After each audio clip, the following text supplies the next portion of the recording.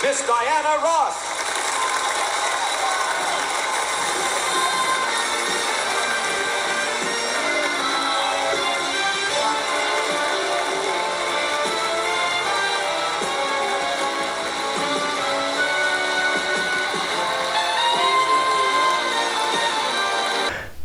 Hey everybody, and welcome to a brand new episode in which we celebrate the phenomenal and extraordinary Miss Diana Ross, and we specially focus on her live appearances. And today, what we have just seen is the very, very obscure and very strange award show, which was the Rock Music Awards, and a show that only lasted three annual shows, and two of them were hosted by Miss Diana Ross. I'd never heard of them until YouTube started showing some images, and so we're very fortunate because it's extremely rare. Diana Ross hardly ever spoke of these two shows, and these were the blueprints for her presenting the American Music Awards. And you can tell that in these shows it was quite difficult, and she had a lot of baggage to carry. First of all, because her co-hosts from the first year, whether it be Elton John or Alice Cooper from the second year, were completely disinterested. They kind of made fun of the show, and they weren't particularly present. And Diana Ross, although trying to be extremely light and having fun, she had to the weight of carrying the show. Now, what we just saw, I mean, is just incredible. So I'm going to let the film roll so that we see the entire presentation, and we'll talk about her incredible inspiration from the one and only Marlene Dietrich. Miss Diana Ross.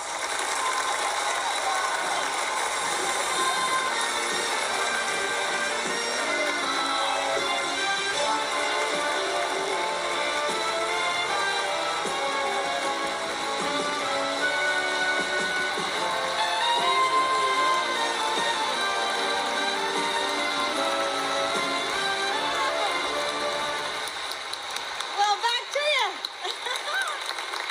Congrats. Thank you.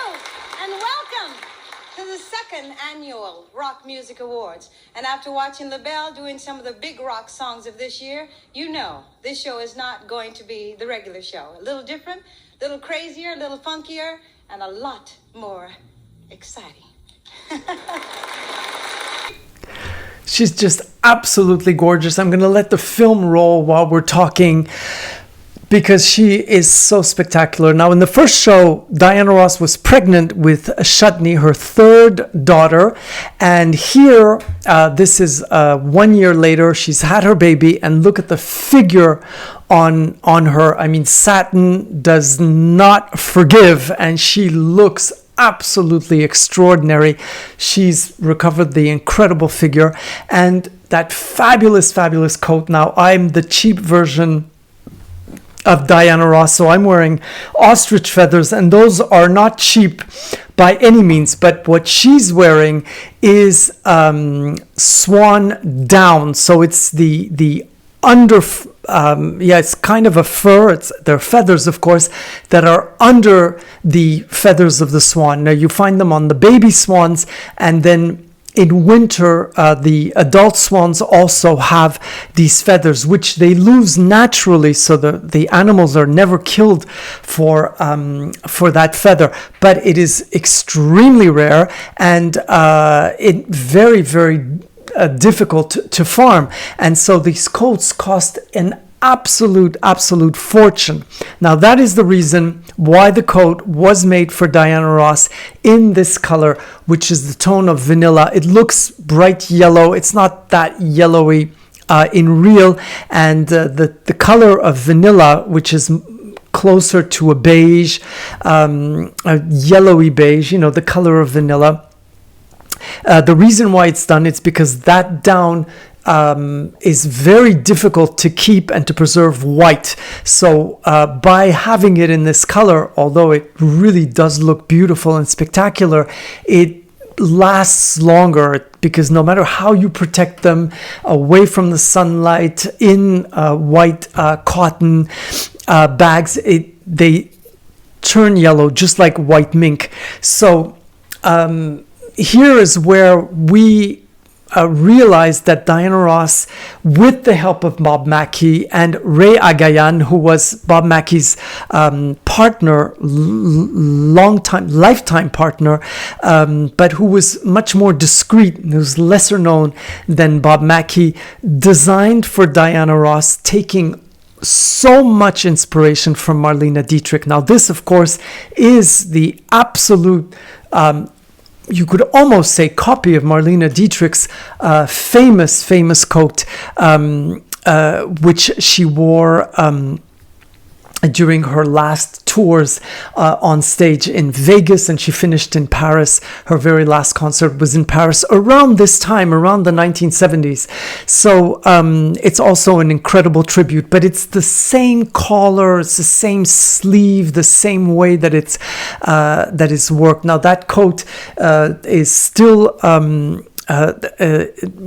in museums today. It moves around, but it is in the museum, the Marlene Dietrich Museum in Berlin. And the one that Diana Ross is wearing is in Diana Ross's closet, but I've never seen it worn again.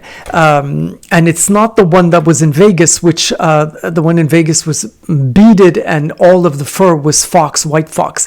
So absolutely fantastic, just gorgeous. And we're going to see with the pictures that I'm posting on, the way that Diana Ross very, very often mirrored the style of Marlene Dietrich. For instance, the black coif feathers that Marlene Dietrich wears in Shanghai Express, and Diana Ross wore them on stage many times to portray Ethel Waters. The gold Yves Saint Laurent two-piece suit that Diana Ross wears on in the Vogue layout in 1984 or 83, I think. Is Yves Saint Laurent was, inspired is a small word, copied the original Marlene Dietrich two-piece outfit with the stole that she wears in the movie Angel. But it's quite surprising that it was put on Diana Ross when she modeled for Vogue in the solid gold Diana extravaganza. Also, when she wears the fasteners, very, very Marlene Dietrich. And of course, her opening in Las Vegas was typical of Marlene Dietrich. And in Mahogany, her beautiful fashion show where she wore the kabuki style dress with the dragon, which was inspired. So it's quite a mixture of extreme Orient, but Marlene Dietrich, who worked very closely with Anna May Wong, also wore these Oriental-inspired gowns. This is really, really interesting. And as I study the fabulous Diana Ross, here she is. Throughout the entire show, she took off the coat and she would have lighter pieces on, which were always complementing the white dress, which she kept on throughout the show. And looking absolutely fabulous. And the very first piece that she wears is in the same silk satin as her gown, but it's also got lace. Now, the lace belongs to Diana Ross, and Diana Ross has been collecting antique lace for many, many, many years. Some of it she used on her wedding dress with Arness, and it kind of resembles this dress as well. So it's a style that Diana Ross wears beautifully. Here she is introducing Donna Summer, and she was this time wearing something more in the bright reds. looking amazing. Anyway, that's Diana Ross, looking fabulous, pregnant or not pregnant, and even in this hammy production of a show, which just did not function. The real rock stars were not interested in coming. Other stars were not really representing rock, but Diana Ross once again soldiered on and looked absolutely fabulous.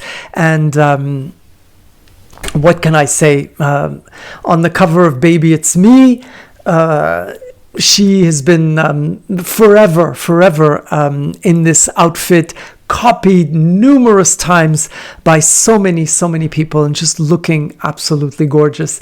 I hope to see you next week. Thank you all for all your kind messages and for all your responses to last week's video, where I talked a little bit more about myself, because when you're a fan of a star like Diana Ross, your life is intertwined, and I was lucky enough to be able to participate in some of her historic appearances. I mean, one of her historic appearances.